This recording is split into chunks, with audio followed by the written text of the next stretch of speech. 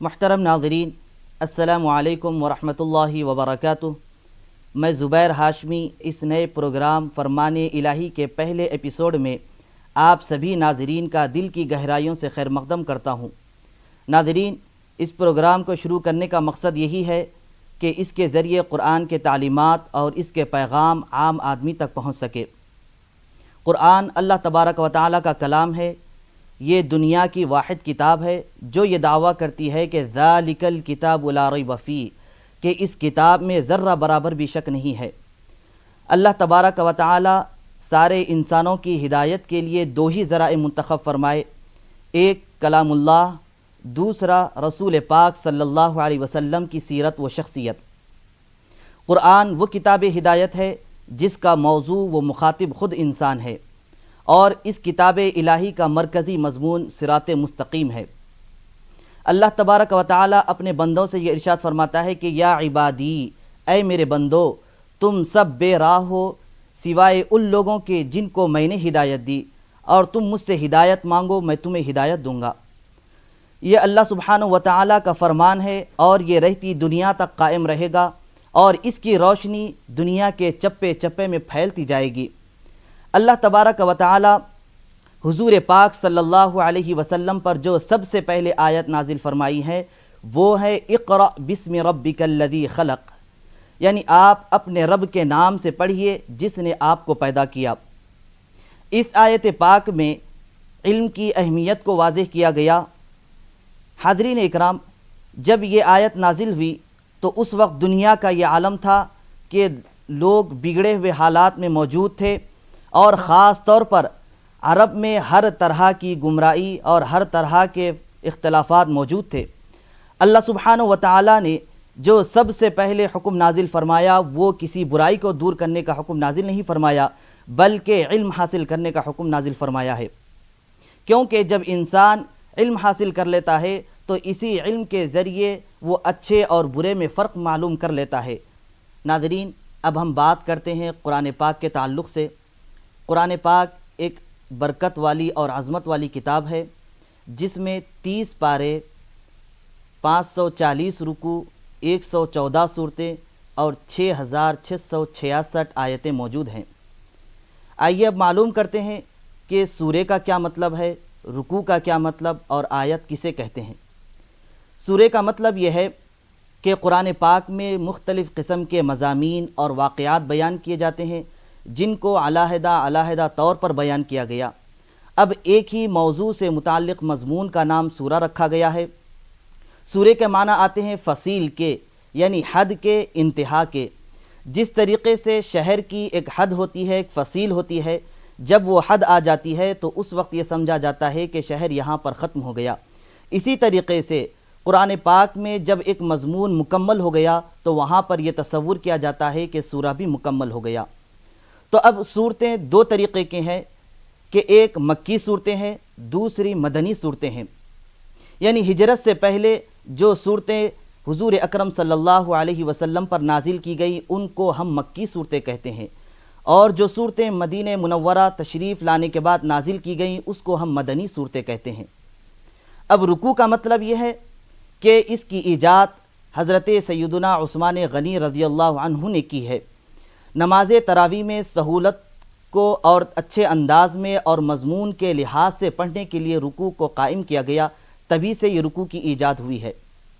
اور آیت کا مطلب یہ ہے کہ سورے کا ایک وہ حصہ جو حضور پاک صلی اللہ علیہ وسلم کی صداقت اور سچائی پر مبنی ہوتی ہے۔ ناظرین، اللہ سبحانہ و تعالی اپنے انبیاء اکرام علیہم الصلاۃ والسلام کو اپنے بندوں کی ہدایت کے لیے مبعوث فرمایا ہے، اور انبیاء اکرام علیہم الصلاۃ والسلام پر آسمان سے کتابوں کو نازل فرمایا ہے جن کی تعداد تقریباً 104 ہے، اور ان 104 میں سے 4 مشہور کتابیں ہیں، تورات، زبور، انجیل اور قرآن پاک۔ اللہ سبحانہ و تعالی نے قرآن پاک کے سوا جتنی کتابوں کو نازل کیا ہے ان تمام کتابوں کو بیک وقت نازل کیا، لیکن جب قرآن پاک کو نازل کیا تو بیک وقت نازل نہیں فرمایا، بلکہ 23 سالہ عرصے میں اس کو نازل کیا ہے، اور جیسے جیسے ضرورت محسوس ہوتی گئی ویسے ویسے آیتوں اور صورتوں کو نازل کرتا گیا۔ تو جب یہ آیتیں پہنچتی ہیں تو اللہ سبحانہ و تعالیٰ نے حضرت جبریل امین علیہ السلام کے ذریعے پہنچایا، اور حضرت جبریل علیہ السلام اللہ کے اس پیغام کو لے کر حضور پاک صلی اللہ علیہ وسلم کے پاس لے کر آتے اور اس پیغام کو پہنچا دیتے۔ اور ایک طریقہ یہ بھی تھا کہ اللہ سبحانہ و تعالی حضور صلی اللہ علیہ وسلم کے قلب اطہر پر بھی آیتوں کو نازل فرما دیتا۔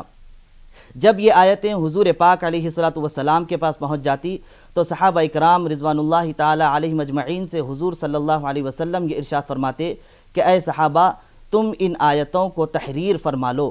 تو صحابہ اکرام حضور صلی اللہ علیہ وسلم کے اس فرمانے کے بعد جیسے جیسے سہولت ہوتی تحریر کرنے کے لیے، لکھنے کے لیے، تو ویسے انداز میں لکھ لیتے۔ کبھی کبھی کھجور کی چھال پر لکھ لیا کرتے یا کبھی ہڈیوں پر لکھ لیا کرتے۔ تو اس طریقے سے حضور پاک صلی اللہ علیہ وسلم کے پاس ان آیتوں کو لکھ کر پیش کرتے۔ جب حضور اکرم صلی اللہ علیہ وسلم نے اس کو ہاں فرما دیا تو لوگوں تک ان آیتوں کو پہنچاتے چلے جاتے ہیں۔ تو اس طریقے سے جب سارا قرآن حضور پاک صلی اللہ علیہ وسلم پر نازل کیا گیا تو حضور صلی اللہ علیہ وسلم ان میں صورتوں کو ترتیب دیے ہیں، آیتوں کو ترتیب دیے ہیں، اور اس کے بعد یہ ارشاد فرمائے ہیں کہ اب یہ بالکل ٹھیک ہے۔ تو صحابہ اکرام رضوان اللہ تعالی علیہم اجمعین ان آیتوں کو لوگوں کے سامنے پیش کرتے چلے جاتے ہیں۔ ناظرین، قرآن ایک عظمت اور برکت والی کتاب ہے۔ اس کے بارے میں بہت سارے فضیلتیں بیان کی گئی ہیں۔ ایک روایت حضرت ابو سعید خدری رضی اللہ عنہ سے ہے کہ حضور نبی کریم صلی اللہ علیہ وسلم نے ارشاد فرمایا کہ کوئی بندہ تلاوت قرآن میں اتنا مصروف ہو جائے کہ اس کو دعا مانگنے کا وقت بھی نہ ملا ہو تو اللہ تبارک و تعالی اس کو اس بندے سے بھی زیادہ عطا فرماتا ہے جو بندہ دعا مانگنے سے حاصل نہیں کر سکتا۔ اسی طریقے سے ایک اور روایت ہے، حضرت ابو ہریرہ رضی اللہ عنہ فرماتے ہیں کہ حضور نبی کریم صلی اللہ علیہ وسلم نے ارشاد فرمایا کہ قیامت کے دن جب قرآن کی تلاوت کرنے والا آئے گا تو اس کے ساتھ قرآن بھی آئے گا، اور قرآن آ کر اللہ سے یہ عرض کرے گا کہ اے رب تبارک و تعالی، یہ وہ بندہ ہے جو قرآن کو زیادہ پڑھتا تھا، اسے کچھ نواز دے۔ تو اللہ سبحانہ و تعالی اسے عزت و شرف کا تاج پہنائے گا۔ پھر اس کے بعد قرآن یہ عرض کرے گا کہ اے مولا، اسے کچھ اور نواز دے، تو اللہ سبحانہ و تعالی اس بندے کو عزت و شرف کا جوڑا پہنائے گا۔ تو اسی طریقے سے بہت ساری فضیلتیں بیان کی گئی ہیں، اور ایک فضیلت یہ بھی ہے کہ حضور صلی اللہ علیہ وسلم نے ارشاد فرمایا کہ جب قیامت کا ہولناکیوں کا منظر ہوگا، وہاں پر نفسی نفسی کا عالم ہوگا، اگر اس وقت کوئی شفاعت کریں گے تو وہ حضور پاک صلی اللہ علیہ وسلم کریں گے۔ حضور صلی اللہ علیہ وسلم سب سے پہلے سفارش کا دروازہ کھولیں گے، اس کے بعد سفارش کرنے والوں میں ایک قرآن بھی ہوگا۔ قرآن اللہ کی بارگاہ میں آ کر یہ کہے گا کہ اے مولا، یہ بندہ مجھ کو زیادہ سے زیادہ پڑھتا تھا، اب میں تجھ سے یہ سفارش کر رہا ہوں کہ اس بندے کو تو جنت میں داخل فرما دے۔ تو اللہ تبارک و تعالی قرآن کی اس سفارش کو قبول فرما لیتا ہے اور اس کلام پاک کے پڑھنے والے کو جنت میں داخل فرما دیتا ہے۔ بندہ قرآن کے فضائل اور برکات اسی وقت حاصل کر سکتا ہے جب قرآن کو صحیح انداز میں پڑھے۔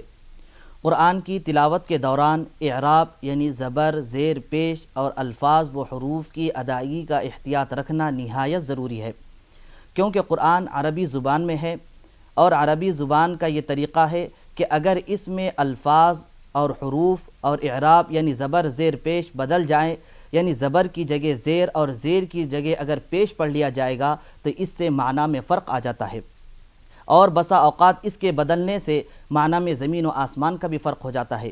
اسی لیے اعراب کا یہاں پر اہتمام کیا گیا ہے، کیونکہ جو عام سے عام آدمی ہوتا ہے اس اعراب کی وجہ سے قرآن پاک کو صحیح انداز میں پڑھے، اور جو اللہ سبحانہ و تعالی نے قرآن پاک میں جو فضائل و برکات رکھا ہے تاکہ اس کے پڑھنے سے وہ برکات اور فیوض حاصل کر سکیں۔ ناظرین، یہ بات سبھی جانتے ہیں کہ قرآن پاک کا آغاز سورہ فاتحہ سے ہوتا ہے، جس میں 1 رکوع اور 7 آیتیں ہیں۔ اب ہم بتاتے ہیں کہ سورہ فاتحہ کا آغاز کب ہوا، اسے فاتحہ کیوں کہا جاتا ہے، اور یہ سورہ کہاں اور کن حالات میں نازل ہوا۔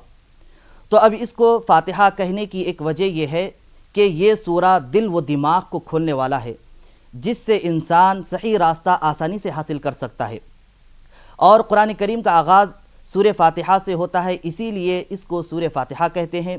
اور ایک وجہ یہ بھی ہے کہ فاتحہ کہنے کی کہ یہ سورہ سارے قرآن کا خلاصہ ہے، اور سارا قرآن اس کا متن ہے۔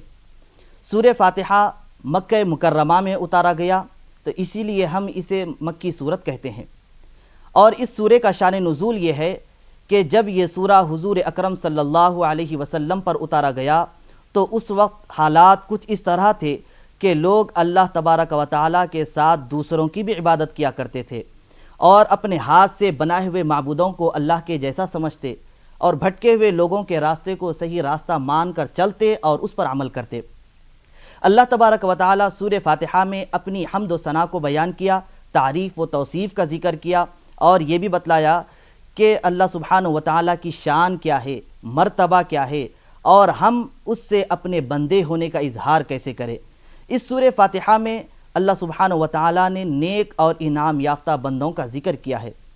تو ناظرین اکرام، ہماری یہ گفتگو اور معلومات کا سلسلہ جاری رہے گا، مگر ہم یہاں لیتے ہیں ایک چھوٹا سا وقفہ۔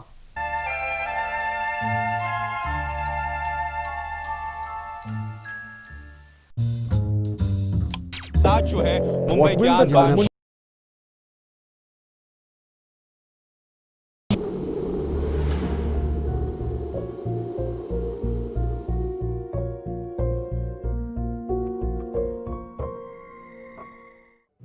نیٹ ورک 18 لا رہا ہے اس دور کی سب سے بڑی خبر، کورونا سے سب سے بڑی جنگ، 1200 رپورٹر، 20 چینل۔ بھی کا ایک بار پھر خیر مقدم ہے۔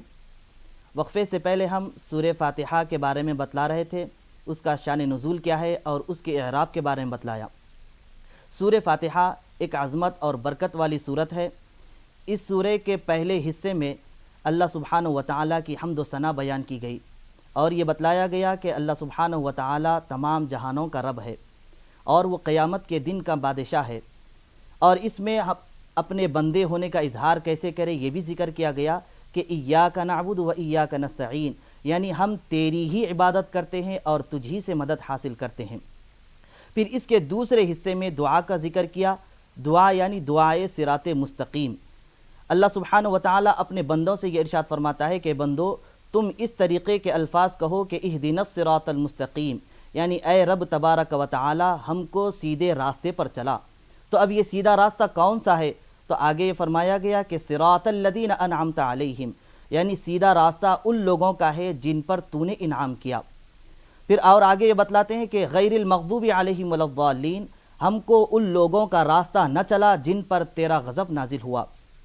حاضرین اکرام، سورہ فاتحہ کے بہت سارے فضائل بیان کیے گئے ہیں، جن میں سے ایک فضیلت یہ ہے کہ مسلم شریف کی حدیث میں حضرت ابو ہریرہ رضی اللہ عنہ سے روایت ہے، حضور اکرم صلی اللہ علیہ وسلم نے یہ ارشاد فرمایا کہ قسم ہے اس ذات کی جس کے قبض قدرت میں میری جان ہے، سورہ فاتحہ کی مثال آسمانی تمام کتابوں میں مثلا تورات، زبور، انجیل میں اس طریقے کی کوئی صورت نازل نہیں ہوئی۔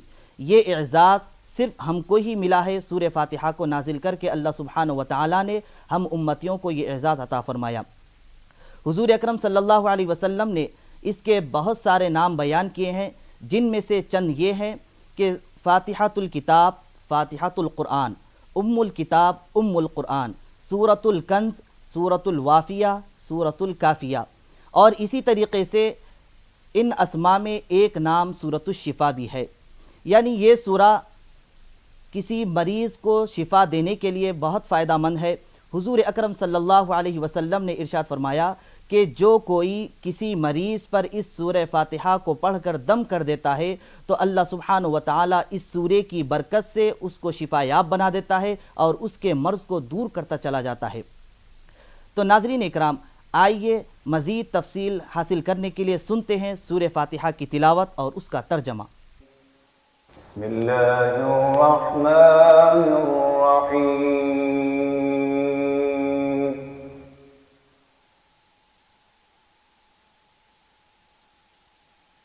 الحمد للہ رب العالمین،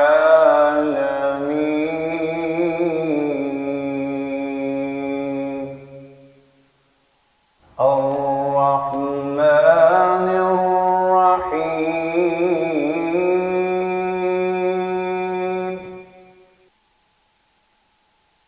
مالک یوم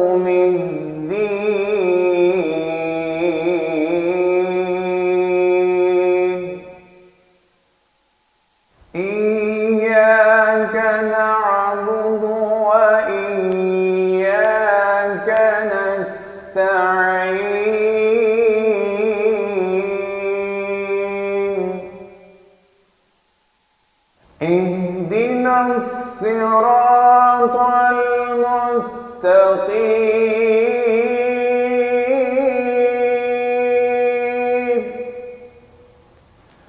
صراط الذين أنعمت عليهم غير المغضوب عليهم ولا الضالين.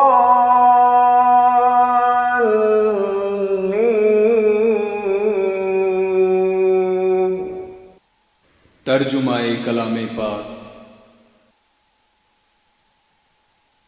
شروع کرتا ہوں اللہ کے نام سے جو بڑا مہربان نہایت رحم والا ہے.